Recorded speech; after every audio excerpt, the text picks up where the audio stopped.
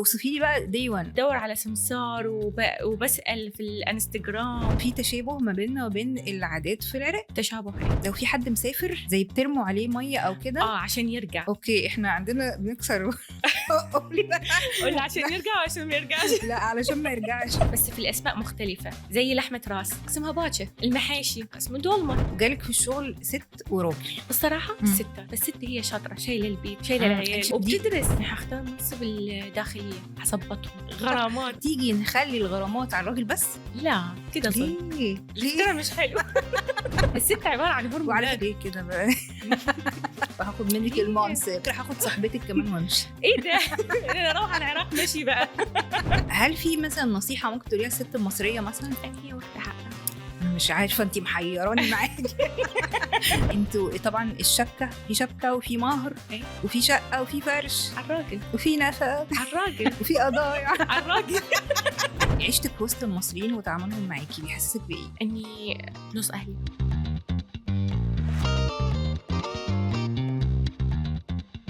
ازيك؟ الحمد لله، انت شلونك؟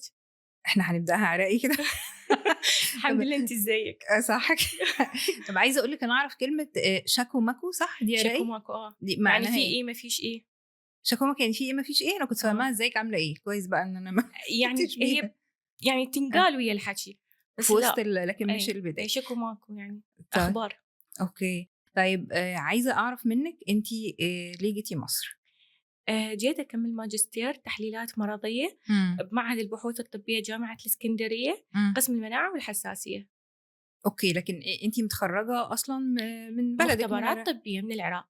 أوكي طيب، بما إن أنتي شابة عربية وهتتغربي حتى في مصر، كان القرار بالنسبة لأهلك بقى قولي. أهلي كانوا داعميني، يعني داعميني إنه أنا حروح أسافر أجيب شهادة قوية من بلد معروف. أوكي. بنفس الوقت بالنسبة لي صعب الموضوع. كان صعب ليكي أنتي؟ كان صعب ليكي شايفاه من قبل ما تسافري؟ حاسة إن ده قرار صعب، أنا مش قد الغربة؟ أنا قبل ما أجي أنا شايفته، بس من إجيت وعشته لا. حسيتي يعني أكتر؟ حسيت أكتر. أنا أول يوم إلي قعدت على الرصيف أبكي. بس عايزه اقول لك على حاجه، رغم ان انت شايفه صعوبه الموقف في الغربه، لكن كان عندك هدف عايز تعمليه. هو هذا اللي مصبرني بالظبط، الهدف. طيب ان شاء الله توصلي له ان شاء الله. وعايزه اقول لك مع الوقت مش هتحسي بغربه. يعني هو الانسان بس لما بيسافر في مكان مختلف شويه بيحس انه وبعيد عن كمان اهله، فبيحس بالغربه. مع الوقت هيبقى عندك صداقات، واحنا هنتكلم برضو عن الصداقات دي. هتبداي تندمجي في الحياه. انا عارفه والشعب المصري ودود. يعني بالزبط. احنا باسكندريه صار عندنا هوايه معارف. اوكي معارف كتير صح. طيب. من الشعب المصري. اوكي طيب انا خلاص نازله مصر، انتي هو خلاص نازله مصر، اتصلتي مثلا بمين هنا؟ فكرتي تعملي ايه؟ تأجري مثلا شقه قبل ما تنزلي، ولا نزلتي خدتي التجربه كلها؟ انا نزلت خدت التجربه كلها.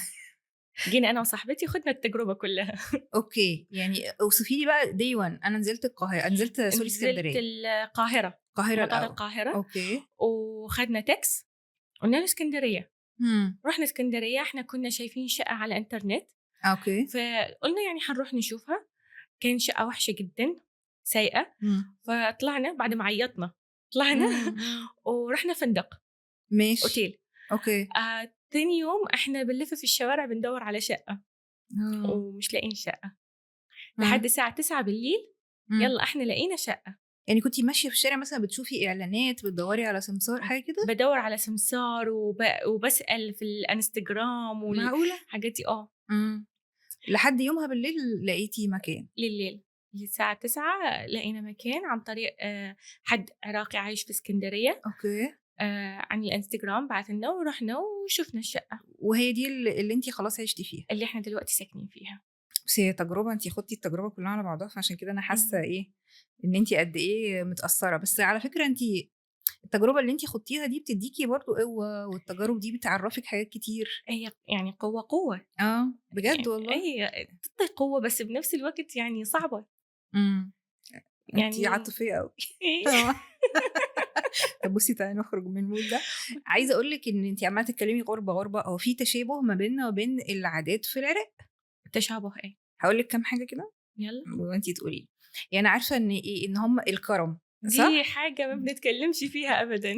عارفة كمان إن لو جالك ضيف أو حاجة مش عارفة تقدمي له القهوة 3 مرات، دي حاجة صح اللي أنا عرفتها؟ أكتر من مرة تعزمي عليه؟ في القهوة وفي الشاي وفي الشربات كله. وصلنا للشربات بقى. والله إحنا بنعزم في كله. أوكي، عارفة كمان إن لو في حد مسافر زي بترموا عليه مَيّة أو كده عشان يرجع. أوكي، إحنا عندنا بنكسر قُلنا عشان يرجع وعشان ما يرجعش. لأ، علشان ما يرجعش. لأ، إحنا عشان ما يرجعش بنرمي يعني بعده 7 حجرات، بس المَيّة عشان يرجع. ماشي، أنا عارفة برضه كمان إن للعروسة أو حاجة بتدّوها مش عارفة بنسميها إيه، نقطة أو بتدّوها فلوس أو حاجة كده؟ يعني هي آه. هدية العروسة. هدية العروسة. هدية العروسة. ما فيش ممكن تكون نقطة وممكن تكون يعني شي هي محتاجته أو رايدته. أوكي، طب ما في تشابه أهو، أنا عمّالة بُصّي يعني هو في تشابه بس شايفة إنه أنا عايزة ماما.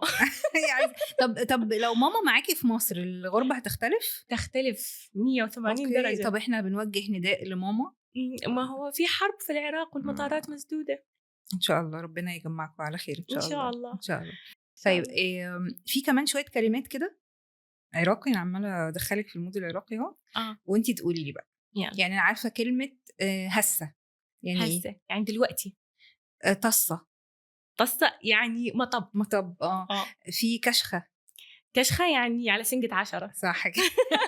شوف أنا باعرف مصري. طب ما فيش أي حاجة قريّبة في اللهجة المصري مع العراقي، ما فيش أي لا ما كلمات، فيش. صح؟ أنا في قعدت كلمات أعمل أنا باقولها search بيقولوا لي إنه يعني لأ دي مختلفة هنا، مش زي ما أنتم عندكم يعني. أنا قعدت أعمل search أدوّر على حاجات متشابهة ما لقيتش. ما فيش. طيب أنتِ أول ما نزلتِ بقى هنا القاهرة وبعدين إسكندرية، إمم. أول ما بتتعاملي مع الناس بيبان طبعًا إن أنتِ مش مصرية، بس صح؟ لمّا يعرفوا عراقية بيفرحوا جدًا. صح؟ أنا شُفت لِك حتى فيديو أنتِ منزّلاه، أنتِ عندِك طبعًا صفحة على إنستجرام، أي. شُفت قد إيه في راجل احتفى بيكِ وانبسط أوي إن أنتِ جدًا. عراقية لغاية دلوقتي التاكسي اللي جابني أوبر كان فرحان جدًا إن أنا من العراق عشان هو كان ساكن في العراق. أنا عايزة أقول لِك كتير من أهالينا كانوا في العراق، أعتقد في السبعينات أو في التمانينات، كتير كان من التمانينات. في الفترة دي هتلاقي دايمًا أغلب الشعب المصري ليه حد من أهله أو من قرايبه كانوا في العراق، وغير كده وكده أنا أعتقد إن أول ما بتقابلي واحدة عربية في بلدِك تحسي لأ إحنا أهلِك، إحنا عندنا الحتة اللي هو إيه، جدعنة، محتاجة صح. حاجة في حاجة حاسة بحاجة صح. إحنا صح؟ يعني أتّفق جدًا إنه الشعب المصري مشهور بالجدعنة. شكرًا. طيب عايزين نتكلم بقى على الأكل شوية. أوكي. هت في هنا مطعم عراقي بيقدّم أكل عراقي والّا هنا ما في فين؟ بس مش عارفة اسمه الصراحة، بس في في القاهرة والّا في في إسكندرية؟ القاهرة. في إسكندرية لأ ما فيش. أوكي، بس هو بس واحد تقريبًا؟ واحد. آه. طب مش هل في تشابه في الأكلات ما بيننا وما بينكم؟ هو في تشابه بس في الأسماء مختلفة. طيب قولي لي كده. زي لحمة راس. لحمة راس؟ إحنا عندنا في العراق اسمها باتشا. باشا، باشا. أوكي. المحاشي عندنا في ها، العراق اسمه دولمة. دولمة، ماشي. بقى إيه بقى؟ حاجة ليها علاقة المسقعة بالأسماك والحاجات دي؟ المسقعة، عندنا في العراق اسمه تبسي. ماشي، أوكي، يعني ده اللي ده فكرته. التشابه. طيب الأكل المصري، قولي لي بقى والّا أنتِ هنا بتحبي تاكلي الأكل الأكل المصري طيب. بتحبي فيه إيه؟ باحب يعني لو سألتيني الطعمية طبعًا. عشان بتفطري وتروحي تدرسي صح؟ حاجة فالطعمية حلوة أوي. لأ أنا عايزة غدوة كده لو قُلت لِك مثلًا جاي لِك أهلِك من العراق، السمك طبعًا. هتودّيهم سمك، آه. إيه أنواع السمك أو إيه الأكل هو في نوع سمك متشابه للنوع العراقي اللي إحنا بنعمله مسقوف، إمم، أنتم تسووه سنجاري. أوكي، هذا التشابه. ماشي. طيب إيه تاني بقى غير السمك؟ غير السمك ممكن حواوشي. حواوشي، طب الحلو، مش بسبوسة أم كده، علي. أم علي. أم علي أنتِ أنا من داخلة جيت جامد. لحد دلوقتي أنا باكل أم علي. طيب في عندنا مثل بيقول ضِل راجل ولا ضِل حيطة، آه. إيه رأيك؟ لأ مش دايمًا. يعني أنتِ موافقة عليه مثلًا أو مختلفة معاه بنسبة قد إيه؟ مختلفة معاه بنسبة 50%. إمم، يعني ممكن مرات ظِلِّك أحسن، إمم، ظِل صاحبتِك أحسن، إمم، ظِل أهلِك أحسن، أوكي. يعني ظِل ماما وبابا. يعني بتقولي إن ده على حسب ظروف أو الحالة على بتاعة حسب الظروف. أوكي، لكن أنتِ معترضة بنسبة 50% بس. آه. طيب انت دلوقتي كست، انا معجبه قوي بتجربه ان انت جايه وبتحققي ذاتك ورغم ان الغربه، بس انت مؤمنه بنفسك وعايزه تحققي ذاتك. صح. طيب لو اتجوزتي مثلا رجل ايا كانت جنسيته وقال لك لا انت بعد كل اللي عملتيه ده مش هتشتغلي، حرفض طبعا. 50% كده فكري؟ لا حرفض. بشكل نهائي؟ لانه انا يعني اريد ورا الماجستير دكتوراه امم يعني واشتغل بيها. انا بالعراق هسه حاليا دا اشتغل بالبكالوريوس اوكي بمركز زرع نخاع العظم. اوكي. بس اني اريد يعني اشتغل بشهادتي. انا علم مفيش تعبير. اي فرصه انك تفكري او تراجعي قرارك؟ لا طبعا. طب حتى لو قال لك اقعدي في البيت وانا مثلا هعوضك الراتب ده انا هديهولك؟ هي مو شغله راتب. اوكي. شغله مو شغله راتب بالعكس. يعني اني رحت ودرست وتغربت وتعبت مم. حتى اجي احطها على الحائط. طيب لو انت عملتي الشغل بتاعك او البيزنس بتاعك او انت بقيتي في مكان خاص بيكي اوكي. وجالك في الشغل ست وراجل، مم. تفضلي مين فيهم في الشغل؟ الصراحه مم. الستات. برضه برافو عليك. مش عنصريه والله. انا كنت بس لسه انا هقول اشتغلت مع ستات واشتغلت مع رجاله. الست بتكون حريصه اكثر ودقيقه اكثر وبتخاف تغلط. بينما الراجل لا عادي غلط هو هيحصل ايه يعني. طب انت عارفه ان اللي بيتقال العكس، ان بتقال الست ايه؟ مش مهتمه بشغلها، ان الست مش كير على شغلها ليه؟ لان عندها مسؤوليه تانية، عندها بيت، عندها ما هو اولاد. الراجل كمان عنده مسؤوليات تانية. اوكي. مش صح؟ بس مش زي بقى مش عندك زي بيت الست. واولاد وزوج وحاجات كده. فالست هي شاطره شايله البيت شايله انت العيال. شايفه بالعكس دي شايله شطاره؟ الشغل. صح. دي وبتدرس. يعني دي شطاره منها، مش ان انا عندي مسؤوليات فابقى مقصره، بالعكس انا عندي مسؤوليات وعامله كل ده. انت عارفه انه صاحبتي اللي جت معايا هي متجوزه امم وعندها طفل امم وبتدرس وبتشتغل وجت معايا اتغربت كمان. طيب هنرجع دي بقى شاطره ولا مش شاطره؟ دي 100 100. 100 100 عندكم بالعراقه يعني ايه؟ يعني 100 طيب هي بما ان احنا اتكلمنا على الصديقه العزيزه اللي انا كمان سعيده انها مشرفانا، حبيبتي. الصحبه بقى، كلميني عن فكره ان انت يبقى عندك اصحاب. احلى شيء بالدنيا. اوكي. يعني الاصدقاء نعمه. يعني لو ربنا حب حد حيدوه صاحب. هيديله صاحب جدع. هل برضو الصداقه محتاجه انك تكبري دماغك شويه عشان تكبري طبعا دماغك؟ طبعا. اعديلك وتعديلي. صح كده. طيب انت شايفه ان حد ايه اعديلك وتعديلي؟ مش لحد اني ادوس على نفسي. يعني يعني اعديلك وتعديلي الحاجات اللي عادي ممكن تحصل. اوكي. يعني لكن يفضل الحب هو الاساس، ان انا عايزه الشخص ده في حياتي. الحب والعشره. طب تفتكري الغربه بتقرب الناس اكتر من بعض؟ بتقرب. امم يعني قصدك انه يعني اذا اثنين مسافرين سوا طبعا تقرب كلش تقرب. بتحسي ان هما بيبقوا خلاص بيبقوا زي الاخوات؟ يعني ما فيهاش كلام. ما فيهاش كلام. طيب انتوا بقى من انتوا صحبه كده مع بعض مثلا بتروحوا سينما؟ طلعنا اول ما جينا مصر رحنا سينما. شفتوا ايه بقى؟ قولي لي شفتوا افلام ايه؟ يعني شفنا فيلم دل الجديد اللي نزل برشامة. اوكي. وشفنا قبلها كان فيلم اسمه انغاب القط. حلوة كمان. اوكي. وكنا عايزين نشوف فيلم الست بس ما لحقنا على العرض. اتشال. طيب بمناسبة الدراما والحاجات دي، الأغاني بقى، احنا طبعا انتوا عندكم شوية مغنيين وانتوا كمان عندكم شوية. قولي لي بقى قولي لي. أبديك في العراق كاظم الساهر طبعا. بس على فكرة في غير كاظم الساهر أصوات كمان أنا بحبها طبعا. بس طبعا ده في حتة تانية. بحس كاظم الساهر ده في حتة تانية ويمكن مستمر على مدار الأجيال، يعني سنين طويلة. بس لو قال هعمل حفلة هتشوفي ممكن يبقى الإقبال عامل إزاي من كل الأعمار. من الثقافة بقى العراقية واللهجة والأغاني والقصائد العراقية للمصري تسمعي إيه؟ المصري؟ تامر حسني، عمرو دياب، أم كلثوم، عبد الحليم. طيب يعني امتى ده وامتى ده؟ او مثلا قولي لي اغنيه مثلا على طول بسمعها وانا في الطريق، اغنيه على طول مثلا بالليل. الحب اللي كان. طب ليه قلبتيها حزين كده؟ والله انا كل يوم بشغلها. اوكي. دي بالليل بقى اكيد بالليل وانا بعمل القهوه. طيب هنفرفش بقى. تامر ايه بقى امتى؟ تامر وانا يعني في العراق وانا بسوق العربيه وانا رايحه الشغل الصبح وانا بالليل طالعه مع اصحابي يبقى تامر وعمرو دياب. في الجيم بسمع رامي صبري مش عارفه ليه. انت حزينه على الرياضه اللي بتعمل. اصل هو رامي يعني سكه حزينه شويه والله مش عارفه بتروحي بالعافيه يعني بتدفعي فلوس الجيم بالعافيه وتروحي؟ لا والله يعني بروح وانا مبسوطه، بس بسمع رامي ما اعرفش ليه. لا انا عاجبني فكره ان انت منوعه في المود. بس جدا. بس يعني الجزء الحزين واخد عندك حته شويه صح؟ ما عمرو دياب فرفوش. ما هو انت وانت في العربيه بقى ده نص ساعه ولا حاجه بس لا في العراق ماكو بالعربيه نص ساعه. آه. لا دي زحمه زحمه. اوكي يعني يعني وقت المشوار ياخد ساعه ساعه ونص. طيب انت لو انت هنا في منصب ايه، مش هسيبك بقى لوحدك، انا هرقيكي واخليكي هنا في منصب. ممكن تبقي مثلا وزيره، اوكي، ممكن رئيسه شركه، منظمه، حكومه، اي حاجه انت عايزاها، منصب، حاجه بوزيشن كده كبير، تقولي لي يكون ايه وليه. يعني هعمل ايه هو اصلا المنصب؟ انت تختاري براحتك. انا هختار منصب الداخليه. في الداخليه؟ شديده عشان السواقه اللي في الشارع. اوكي، السواقه اللي في الشارع. طيب في مثلا انت شايفه الستات اكتر بتسوق وحش، الرجاله اكتر؟ لا كلهم هنا في مصر يعني كلهم، والست بتخاف. انا قلت لك دلوقتي الست بتخاف. بتشوفي السيارات لا. الست بتخاف تسوق ولا مثلا بتخاف من رد فعل الراجل وهو سايق جنبها؟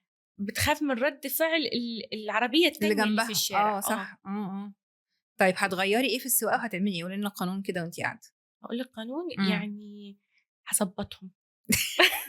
قانون هظبطهم ده حلو جدا. غرامات. غرامات. والله يعني انا كنت متعاطفه معاكي وحباكي غرامات. بس بصي اقول لك على الرادارات. رادارات ماشي يعني. ما رادارات هي غرامات وغرامات هي رادارات.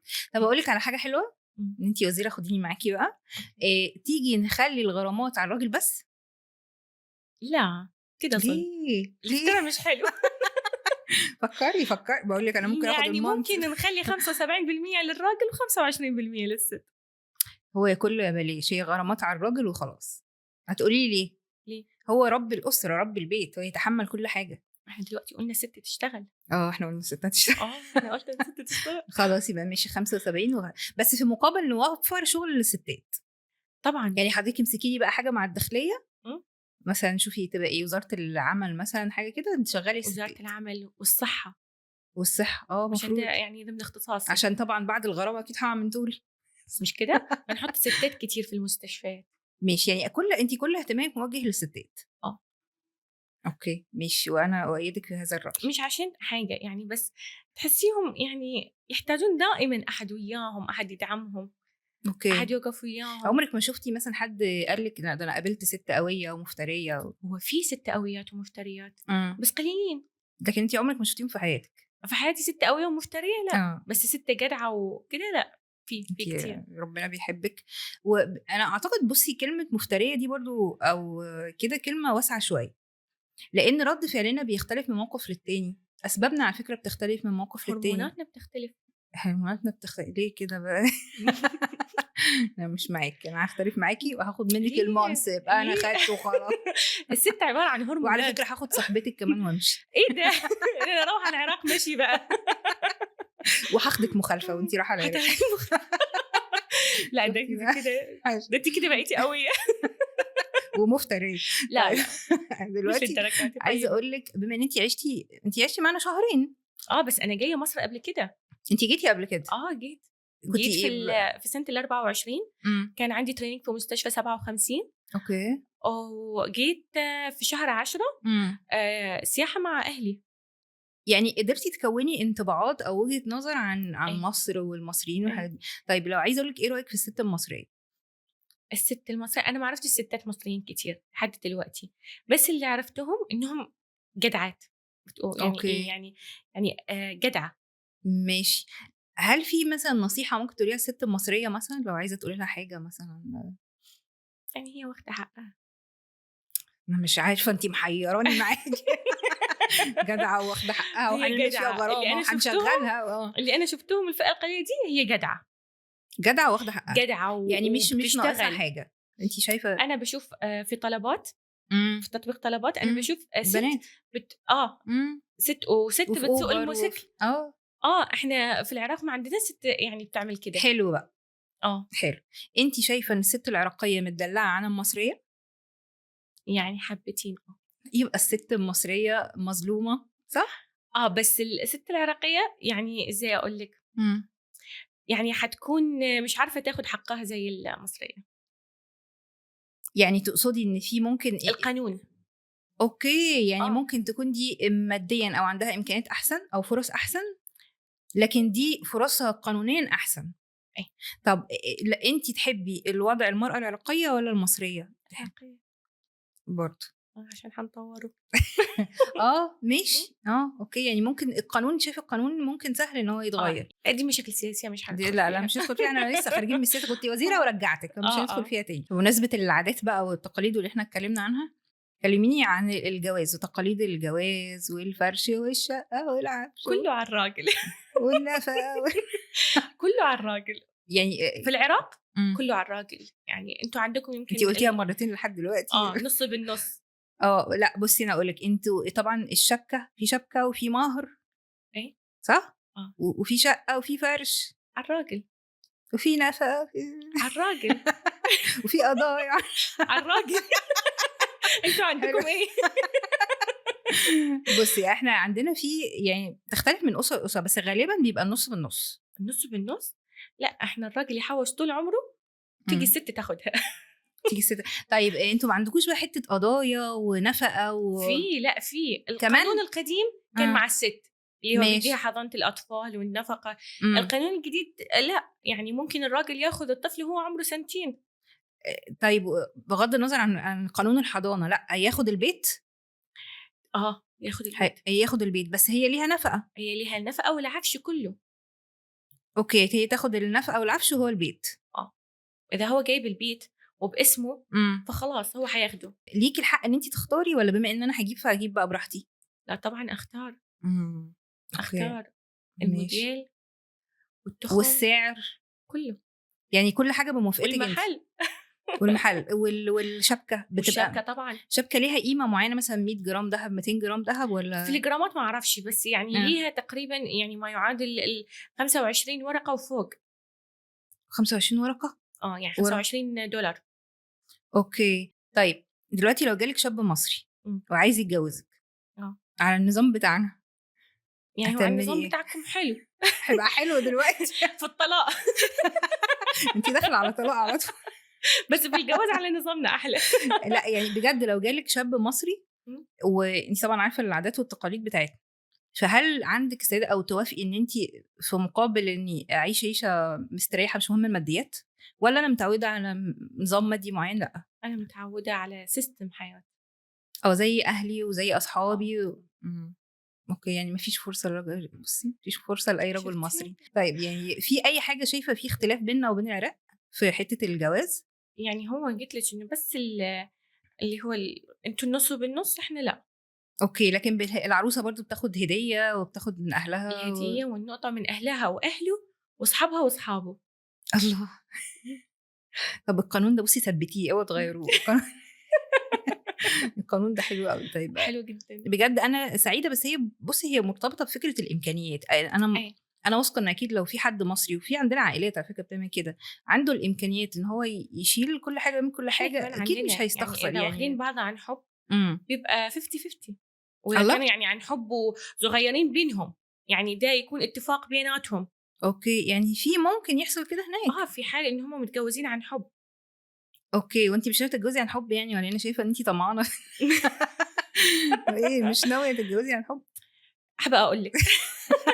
بعد ما نخلص بقى بعد ما دراساتنا. نخلص هقول لك. بعد ما نخلص دراساتنا إن شاء ماشي. الله. خلاص انا متفقه معاكي، وهستنى اتابع معاكي اما انت ايه. طيب عايزه قبل ما اختم اقول لك عيشتك في مصر، احساسك بمصر ايه؟